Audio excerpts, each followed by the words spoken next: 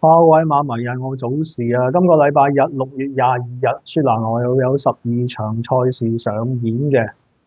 所採用跑道方面咧，頭3場都係第二跑道，跟住嗰4場第4至第7場咧喺全闊 A 跑道而出6米，即係闊19米嘅長直路，而最後嗰5場咧就係闊19米嘅短直路嘅。咁第一場開跑時間係中午嘅12點20分。事不宜遲，就先講第一場係5班150米比較低分嘅組別。我揀咗1號嘅太平學彩，較早之前喺5班上陣嘅片段同大家分享。太平學彩一場係較早之前嘅4月27日嘅賽事嚟嘅，咁佢起步都好易認啦，都係太平系嗰件彩衣嘅白帽橙衫，而家係比較中後嘅位置嘅。咁呢場賽事咧都有幾多快放馬喺前邊嘅，包括咧就有嗰隻小興快跑啊，同埋代麗娜嘅。咁而家貼欄咧放咗出嚟就係呢個誠信83啦，之後咧嗰啲狐仙咧就喺貼欄嘅第4位開面咧，仲有隻馬上咗嚟咧就係黃金帝王嘅。咁而家嗰隻咧太平學彩咧就係尾四尾五位置嘅6號馬一路扣住咧係第7位轉彎。咁喺前面放咗出嚟咧就係誠信83，跟住拍住咧就係一個小興快跑嘅，之後代麗娜就貼欄第3，出邊咧就係黃金帝王。咁而太平學彩咧而家其實都唔係話好積極咁去望空嘅啫，都喺中間嗰個穩位上。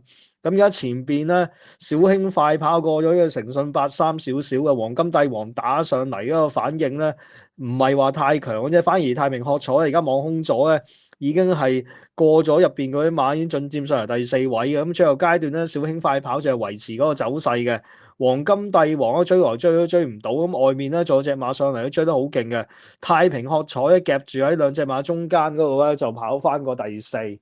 咁嘅太平學彩咧，雖然跑咁耐都未入過3甲嘅，咁但係睇翻之前喺個5班比較高分嘅組別咧，都係輸俾頭馬，唔夠一個馬位嘅。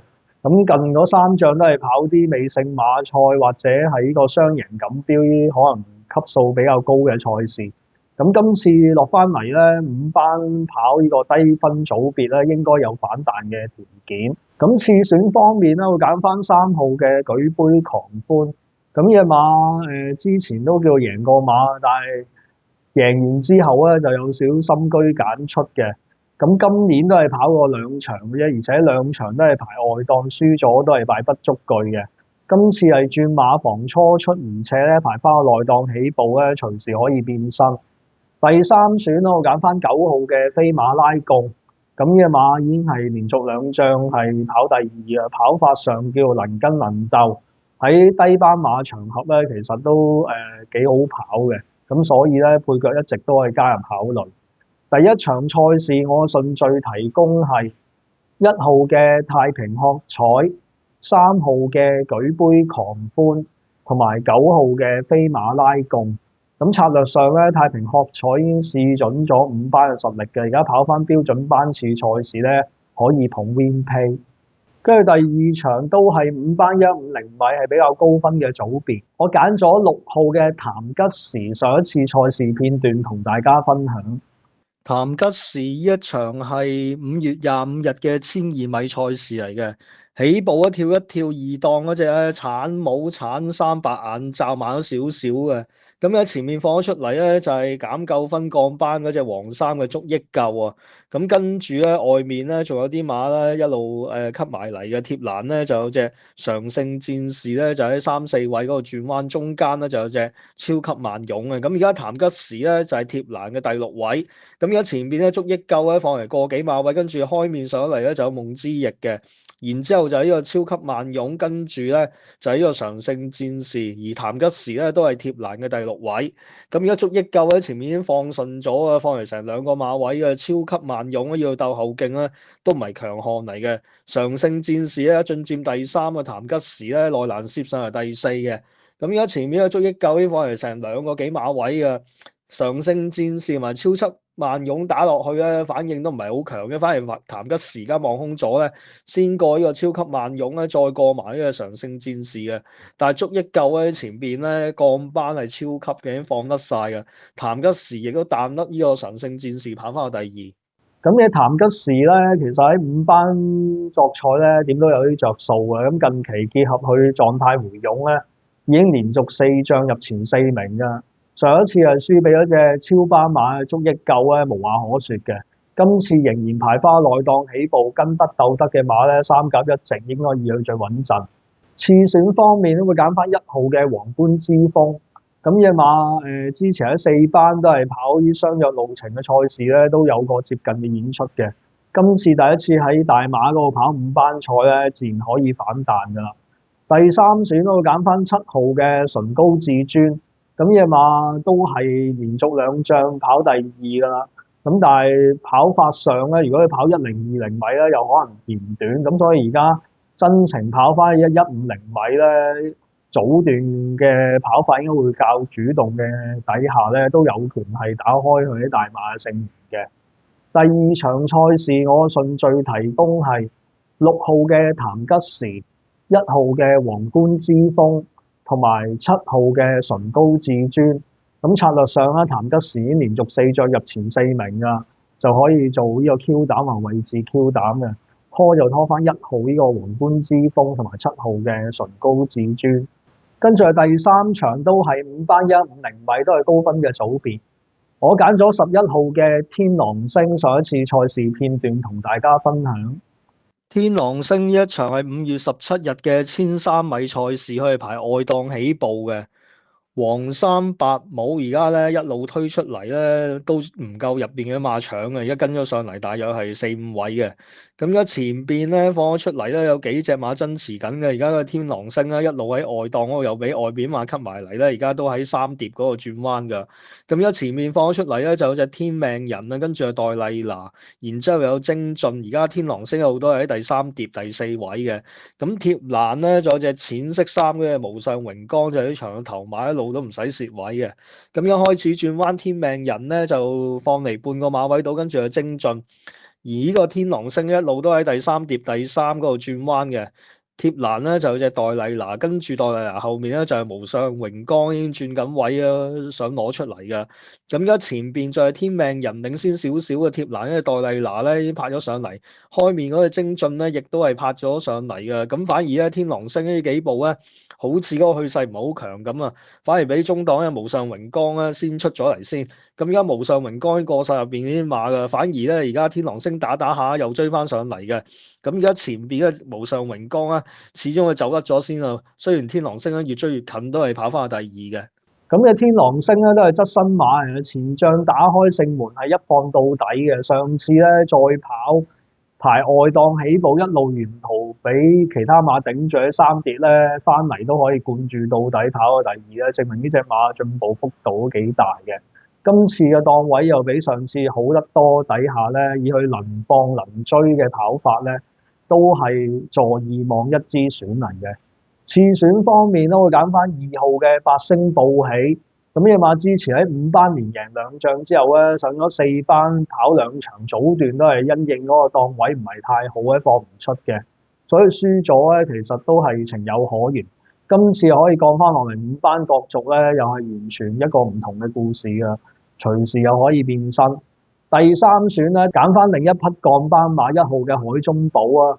咁呢隻馬係以前嘅澳門馬榮華黃槍嚟嘅，因應條例所限咧，嚟咗大馬之後要評70分咁高嘅，咁評分直線下降之餘咧，之前都喺4班比較高分嘅時候咧，憑住當地入個位，咁所以今次第一次喺大馬跑咗5班賽，亦都係排咗個內檔起步咧，都有機會反彈。第3場賽事我順序提供係11號嘅天狼星、2號嘅八星報喜同埋1號嘅海中寶。咁策略上咧，呢3隻馬1號、2號、11號咧有放有追有後上啊。其實3隻馬可以試下呢個複式3重彩。跟住係呢個第4場係4班1600米係高分嘅組別，我揀咗5號嘅無限勝利，上一次贏馬片段同大家分享。無限勝利一場係6月7日嘅1700米賽事，咁佢起步咧都唔係太慢嘅，而家已經係跟咗出嚟啦，大約貼欄第4、5位9號馬嗰隻就係㗎啦。咁而家前面放咗出嚟咧，就係輪式機甲，跟住咧就係呢個天若有情，然之後83嘅精氣神，無限勝利咧一路貼欄喺第4位嘅，跟住開面嗰隻藍衫咧就係呢個總帥。咁而家前邊咧仲係輪式機甲，呢場放咗幾快，放嚟個幾馬位，跟住係天若有情，然之後精氣神咧快馬都放唔出喺第3。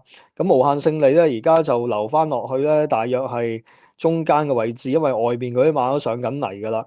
咁而家前邊咧呢隻輪式機甲仲係放嚟成個馬位，跟住係精氣神上咗嚟第2，而呢個天若有情就喺第3，輪式機甲咧都係放嚟成個馬位。而家無限勝利一開始移咗出嚟第2碟嘅第4位轉彎嘅，開面仲有總帥嗰啲馬。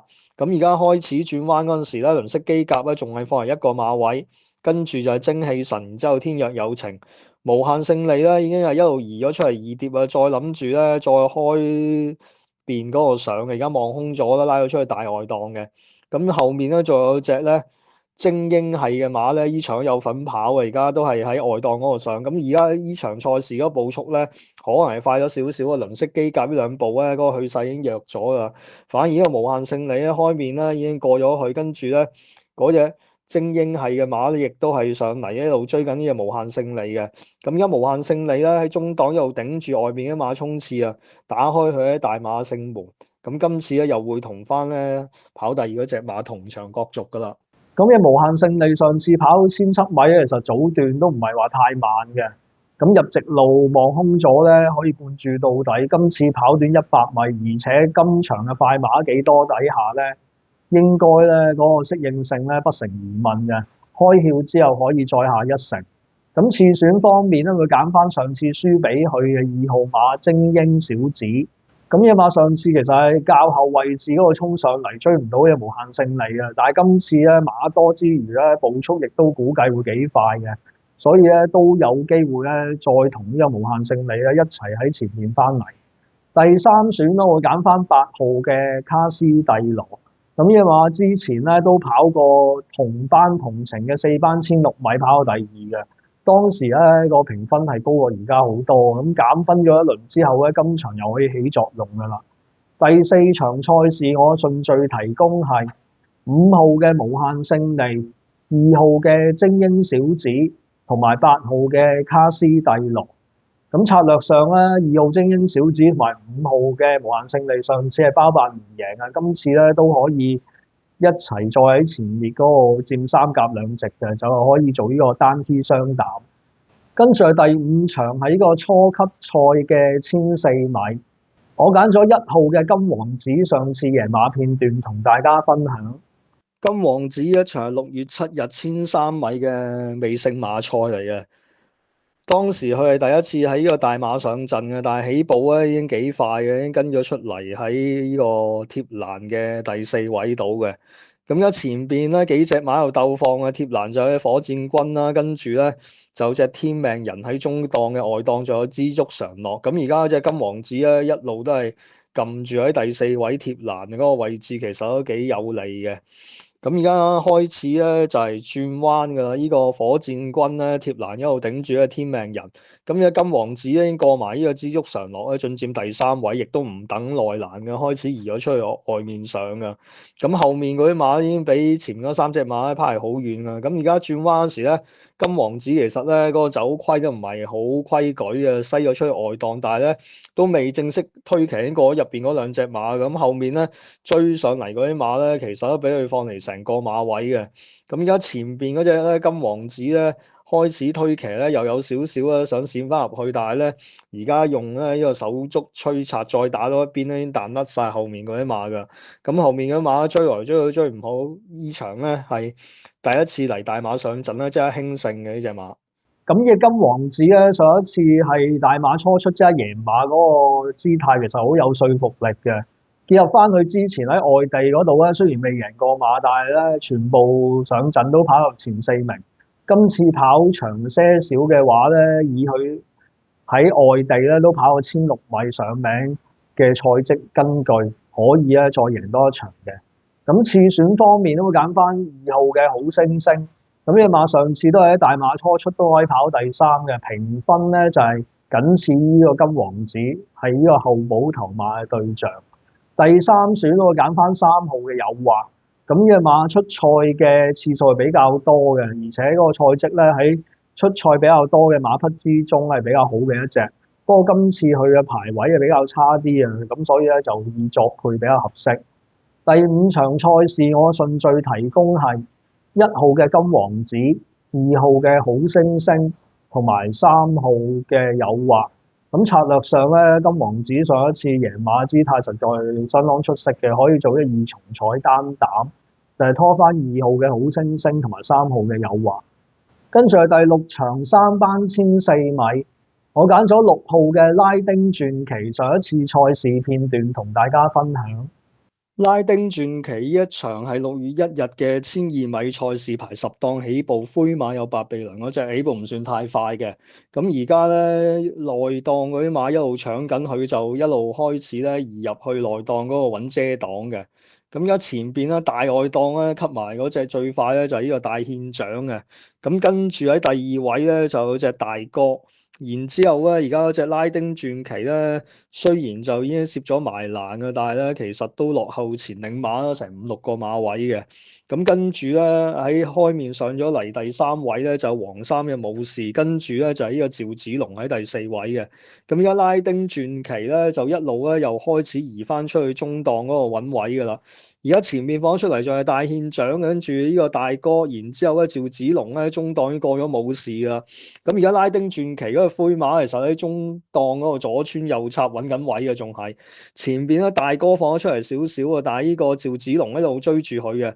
拉丁傳奇咧一路都喺中檔嗰度喘緊上嚟，雖然比開面嗰啲馬咧過咗少少，但係而家攞翻正咧再追上嚟咧都追過咗嗰個大哥，攞翻個第3嘅。咁嘅拉丁傳奇嚟咗大馬都係一出即勝，係呢個1200米嘅，但係之後咧又跑過啲1600米，上次又跑翻1200米咁忽長忽短，佢都可以咧跑第3同第4嘅，證明呢隻馬表現咧都幾穩定。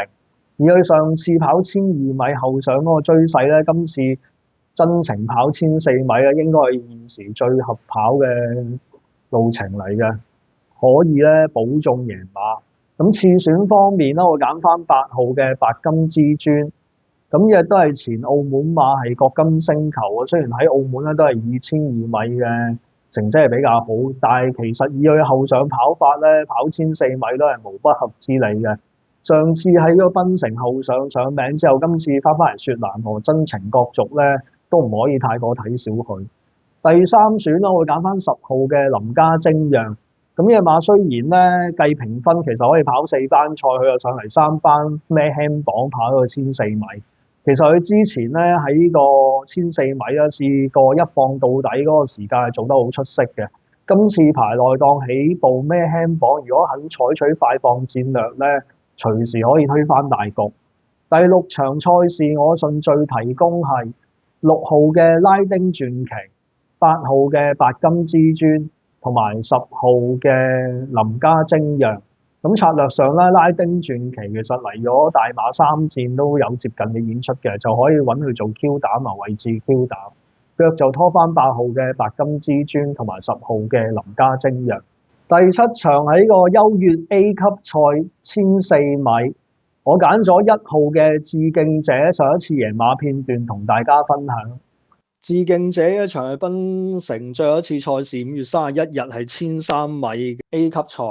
咁佢賽衣都好易認啊，就係淺藍衫嗰隻咧，其實1號馬第一隻彈咗出嚟嘅。咁但係咧彈咗出嚟之後咧，其他嗰啲馬過去咧，佢就留守翻啲有利嘅位置。咁啊前面放咗出嚟咧，開面咧就有隻白金堡壘嘅，跟住咧貼欄咧仲有隻太平系嘅馬一路頂住佢嘅。咁而家呢個致敬者咧就呢個留翻喺第3位。咁開面咧仲有啲咧就係呢個梁山好漢嘅，呢場有份跑。咁一開始轉彎嗰陣時咧，白金堡壘咧盡放，其實個速度都幾快嘅，而家放嚟成個馬位。咁呢個致敬者留收翻喺第4位咧，有遮擋，其實都幾有利嘅。咁而家一路轉彎嗰個彎都幾長嘅。呢個白金堡壘再領先少少，但係呢個致敬者而家已經攝翻上嚟第3位嘅，亦都係咧諗住攞翻出嚟咧比較中間位置，但係見到咧內欄漏空咗，又喺內欄嗰度傳上嚟嘅。咁而家白金堡壘咧仲係領先少少嘅，但係貼欄嗰隻致敬者咧，呢兩步一傳上嚟已經過晒入開面嗰啲馬嘅，直追終點㗎啦。咁後面咧個太平系馬雖然過咗個白金堡壘，但係已經俾個致敬者放甩咗啦。致敬者係好輕鬆贏呢場賽事嘅。咁嘅致敬者喺新加坡其實都係啲級制賽頭馬嚟㗎啦。如果大馬適應咗水土一排之後咧，近期都可以話係重拾勝軌嘅。最近4場贏咗3場咁多，今次翻嚟雪蘭莪角逐呢個1400米，亦都係佢嘅射程範圍嘅。三甲一直應該以佢最穩陣。咁次選方面咧，會揀翻4號嘅謝鳥。咁呢隻前澳門馬咧，其實喺當地咧都係呢個自己一隻快放嘅跑法咧，威力最強嘅。咁佢嚟咗大馬之後，贏馬嘅場次咧都係用翻呢個自己快放嘅跑法。環顧今場嘅參戰馬之中咧，早段速度快嘅馬咧唔係咁多之下，呢隻馬咧可以用翻佢最理想嘅跑法去偷襲嘅。第三選咧，我會揀翻10號嘅大團圓。咁嘅前新加坡嘅側身馬咧嚟咗大馬，雖然未贏過馬，但係偶爾咧都有啲佳作嘅。咁其實以佢嘅跑法上咧，1400米應該會比佢最近跑嘅1020啊，又或者1200米咧更加合腳法嘅，磅輕都唔可以話太過睇小佢。第7場賽事我順序提供係1號嘅致敬者、4號嘅謝鳥同埋10號嘅大團圓。咁策略上咧，致敬者已經係重拾升軌嘅，揾佢做 Q 膽或位置 Q 膽，腳就拖翻4號嘅謝鳥同埋10號嘅大團圓。跟住係第8場4班1200一場高分嘅組別，我揀咗7號嘅精英猛將，最近一次試習片段同大家分享。精英猛將呢一組係6月10日嘅第3組試習試草地1000米嘅。佢係排中檔起步，而家最後入閘嗰隻就係佢啦，格仔衫嘅。咁一早要留意翻嘅精英猛將咧，就係加咗眼罩試閘嘅。之前佢出賽就冇呢個配備。咁起步咧已經唔算太慢嘅，喺中檔嗰度跟咗出嚟咧，大約係呢個3、4位嘅。咁而家前邊咧外檔有隻馬喺度搶上嚟咧，佢就退居呢個第4位，但係一路中檔嗰度有遮擋嘅。其實鞍上人咧都扣得幾辛苦嘅。咁而家中檔放咗出去嗰隻馬咧就係領先大半個馬位，跟住外檔嗰隻黃衫咧就上咗嚟第2位。而家精英猛將一路都係撳住喺中檔第4位嗰度嘅，見鞍上人都係扣到手震嘅。咁樣開始轉彎咧，戴咗眼罩呢隻精英猛將咧，其實都嗰個落腳咧比之前好似係快咗些少嘅，移咗出去外檔嗰個望空啊。咁入邊嗰隻馬咧仲係領先少少，但係精英猛將喺度撳住咧，已經拍住咧第2位嗰隻黃衫紅袖嘅馬㗎。咁而家最後階段咧，精英猛將拱咗一步咧，已經過晒入邊嗰啲馬㗎。外面嗰啲馬追上嚟嗰個反應都唔係好強嘅，咁精英猛將咧其實都唔係話推騎得太大力之下咧輕勝呢組試習嘅。咁嘅精英猛將其實嚟咗大馬之後出過3次咧，名氣都幾大啊！其實次次都有啲票數支持嘅。其中前將跑呢個路程咧，早段比較執輸之下，都要後上跑第3。但係上次真情跑1400米咧，反而跟前翻嚟嘅後勁又麻麻。不過今次賽前咧試咗課習咧，戴咗眼罩咧，早段落腳快咗，而且後勁都幾強嘅。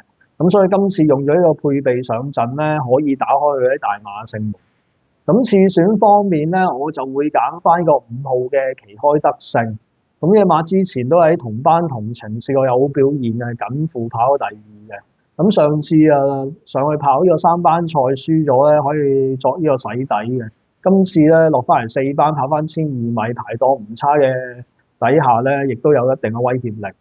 第3選啦，我揀翻14號嘅走着招。咁呢隻馬嚟咗大馬之後，最近2場咧都係贏咗5班賽嘅。雖然跑啲較長路程咧，但係叫佢末段咧都係力拼險勝嘅啫。所以今次跑翻短啲嘅1200米升咗班角逐咧，用個減4公斤嘅見習身，副磅輕飄飄底下咧都有權偷襲嘅。第8場賽事我順序提供係7號嘅精英猛將、5號嘅旗開得勝同埋14號嘅走着招。咁策略上咧，7號精英猛將啦，試習加眼罩試準咗，可以捧單 win。跟住喺個第九場都係4班1,200米都係高分嘅組別，我揀咗4號嘅精英王子，上一次贏馬片段同大家分享。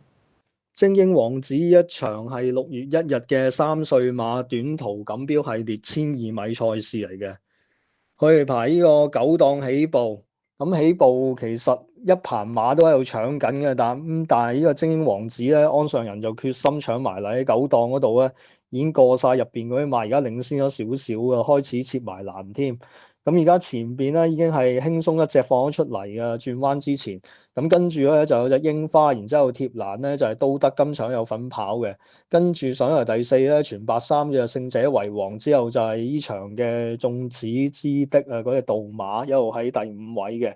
咁而家轉彎時咧，精英王子自己一隻放咧，控制咗步速。而呢個都德咧，其實都留到彈下彈下嘅，盜馬咧後面都係嘅，咁所以咧呢個精英王子咧呢場其實戰略好成功啊，已經放咗出嚟咧成個馬位，而家再發力嘅，雖然嗰隻都德咧而家追上嚟呢幾步好似幾勁咁，但係追下精英王子又彈得翻呢個都德嘅，反而開面嗰個盜馬咧嗰個去勢比較強啲啊，而家開始追貼呢隻都德，咁而家精英王子咧仲有成個幾兩個馬位優勢嘅。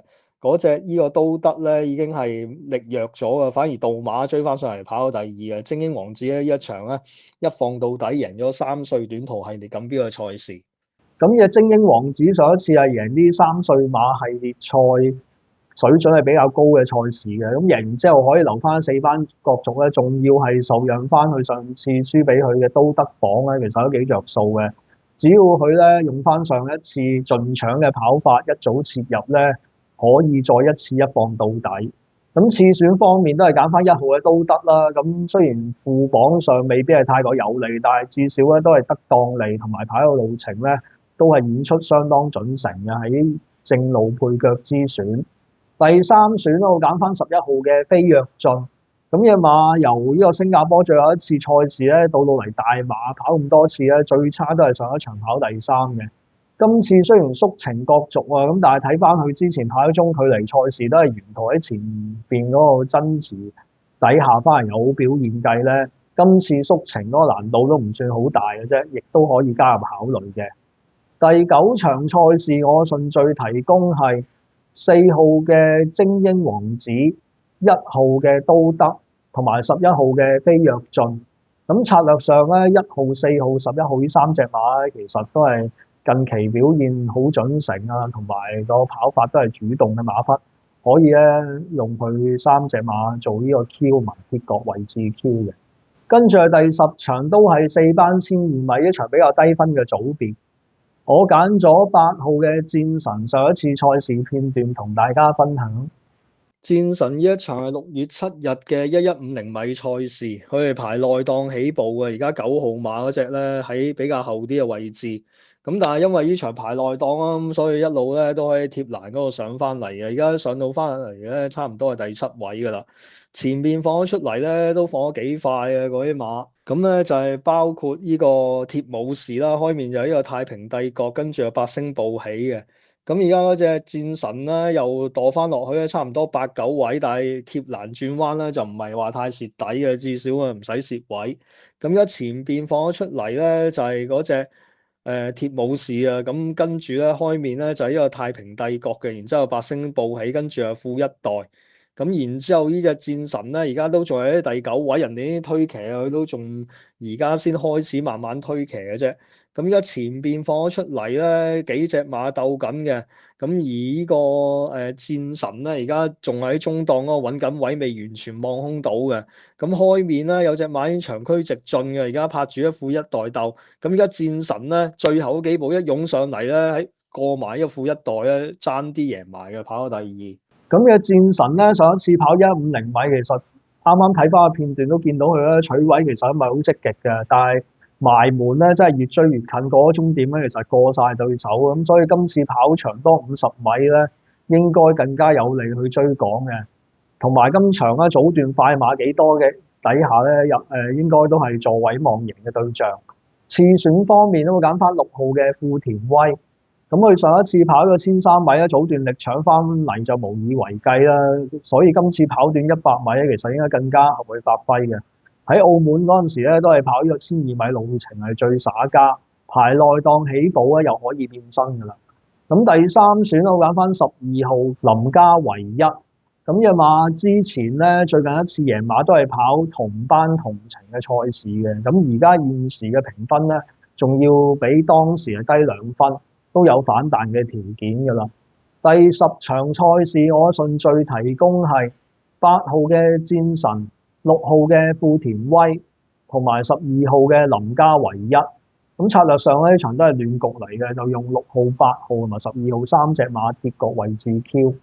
跟住第11場喺個5班1600米呢場比較高分嘅組別，我揀咗2號嘅小興快跑，上一次賽事片段同大家分享。小興快跑一場5月25日嘅1600米賽事嚟嘅，佢就好易影啦，都係全藍衫㗎，第4檔起步跳一跳㗎，所以就唔夠外面嗰隻皇冠之母級埋嚟咁快啦。咁而家就上翻嚟第2位嘅。咁後面呢場嗰啲馬其實都有幾多快馬，幕後主使啊阿特拉斯其實咧都可以跟得前啲嘅，而家都要喺第3、4位。咁然之後咧，後面嗰啲馬咧斷開2節咧，就知道呢場個步速都幾快㗎啦。咁而家前邊咧呢個皇冠之母咧放嚟成個馬位嘅小興快跑咧就攝翻埋欄，有啲遮擋喺第2位。開面上咗嚟咧就有呢隻阿特拉斯嘅，跟住貼欄咧就有隻幕後主使。咁依開面仲有隻長雲榮耀呢隻馬咧，已經係領先後面啲馬幾多下㗎。咁而家皇冠之母轉彎時再放一放喎，放嚟成2個幾馬位啊！小興快跑咧仲係守住喺第2位。咁而家幕後主使咧已經係過咗嘅阿特拉斯啊，而家移咗出嚟望空啊，呢第3。阿特拉斯咧一路俾馬頂住咧，入直路已經冇乜滯嘅。咁而家前面皇冠之母就係領先少少嘅，小興快跑咧已經開始追貼佢㗎。幕後主使咧亦都係跟住咧小興快跑過咗呢隻皇冠之母啊。咁而家呢隻幕後主使咧流放比較好啲咧，已經係放咗出嚟嘅。小興快跑咧就係維持喺第2位嘅，但係開面有啲馬咧開心戰士咧上嚟都追得幾勁嘅，之前都睇過呢條片㗎啦。咁而家呢隻幕後主使咧就輕勝呢場賽事嘅。小興快跑喺鬥燒之下翻嚟咧維持到第3，其實嗰個走勢唔係好差嘅。咁嘅小興快跑嚟咗大馬之後咧，都係進步幾多啊！因為跑5次咧都未甩過3甲。上一次跑呢個中距離賽事咧，早段有呢隻皇冠之母放得咁勁底下咧，佢自己唔可以控制步速，都可以跑第3嘅。而嗰隻皇冠之母嗰一場係潰敗之後咧，都可以保中計咧。呢隻馬喺5班嘅份量咧真係好足嘅。今次咧同場嘅快馬應該冇嗰場咁多底下可以自己控制步速咧，又可以贏馬㗎啦。咁次選方面咧，會揀翻4號嘅超級杯。咁隻馬之前喺新加坡喺4班賽事都有好表現嘅，咁但係嚟咗大馬喺4班咧都係上過名，所以今次咧第一次喺大馬跑5班賽咧，應該賺少少級數。排內檔起步進可攻退可守咧，係呢個小興快跑嘅最強對手嚟嘅。咁第3選我揀翻5號嘅力德飛。咁呢隻馬之前咧跑咗短啲嘅路程咧，成日都係2位難贏嘅，但係打開勝門之後咧，上一次再跑長啲嘅1500米咧，其實都追得幾好啊。咁所以咧，今次進一步再跑長多100米嘅1600米咧，都有一定嘅機會。第11場賽事我順序提供係2號嘅小興快跑、4號嘅超級杯同埋5號嘅力德飛。咁策略上咧，2號嘅小興快跑同埋4號嘅超級杯咧，都係可以控制步速喺前置嘅馬嘅，可以揾佢2隻馬做單 T 嘅雙打。跟住係第12場5班1600米場比較低分嘅組別，我揀咗5號嘅森林金，上一次賽事片段同大家分享。森林金呢一場係6月7日嘅1500米賽事，起步佢其實都幾快㗎，已經係喺中檔嗰度咧一路拱，而家咧但係受制於外檔咁，所以咧雖然一路拱住咧都係喺中間嘅位置嘅。咁而家前面放出嚟又係皇冠之母啊，跟住咧就有虎空呢場有份跑嘅，然之後就有呢個大中國，跟住係黑駿馬。咁而家隻森林金咧仲係喺中間位置嗰度，2號馬白眼罩全藍衫嗰隻咧就喺第6位嘅。咁而家前邊嘅皇冠之母呢一場就控制一個步速啦，唔算放得好快啫，放嚟1個馬位。咁跟住咧副兇就貼欄，開面就係大中國嘅灰馬啊。咁而家嘅森林金咧跑跑下攝咗埋欄喎，但係呢場步速咧其實唔係太快，咁啊喺貼欄嗰個上咧又唔係話太過着數嘅啫。咁依家前面嗰隻皇冠之舞就係領先咧成個馬位嘅，跟住咧開面就係有呢隻大中國已經開始要騎㗎啦。副兇啊有少少遮擋嗰個走勢反而比較好啲啊。而家森林金咧就一路喺內欄又拉翻出去外檔啊，頂咗出邊嗰隻全欄三嗰隻馬開始上嘅。咁而家前面嘅皇冠之舞咧再放一放啊，又放得翻隻副兇咧成個幾馬位㗎，但係中國已經冇乜力㗎。反而森林金咧外檔嗰度咧打入去有少少內閃咧，都過咗入邊嘅馬，而家進佔第3位嘅。咁前邊嘅皇冠之舞呢場冇馬燒咧就可以一放到底啊，副兇咧就係維持個走勢喺第2。但係森林金咧其實呢幾步咧越追越近嘅，但係最後嗰步咧都係追唔到嗰隻副兇跑翻去第3嘅。咁呢個森林金咧嚟咗大馬之後都未贏過啊，但係3次跑第3咧都係跑啲短啲嘅路程，後上不及嘅。咁所以今次咧跑咗呢個1600米，而且咧同場嘅快馬幾多之下咧，都幾有利去追趕嘅，可以再進一步有助2望1嘅機會。咁次選方面咧會揀翻2號嘅太平美麗，咁呢隻馬其實都幾全才嘅，贏就贏1275米，亦都喺1800米咧入過位嘅。咁但係上次跑咗1020米咧，實在係太短，咁所以今次咧跑翻1600米應該更合腳法之下咧，唔可以太過睇小佢嘅。第3選咧會揀3號嘅信心十足，咁嘅側身馬近3仗咧已經係得2冠1亞嘅，雖然喺怡保嗰邊角逐啊，咁但係今次翻嚟雪蘭莪咧，要側身當起之銳咧，都唔可以太過睇小佢嘅。第12場賽事我順序提供係5號嘅森林金、2號嘅太平美麗，同埋呢個3號嘅信心十足。咁策略上咧，森林金都係跑順之後有一段後勁嘅馬，所以1 win 3飛捧場應該係比較划算嘅。咁下次嘅雪蘭莪賽事咧都係偏喺週日舉行，係6月29號嘅，到時我哋再見啦，拜拜。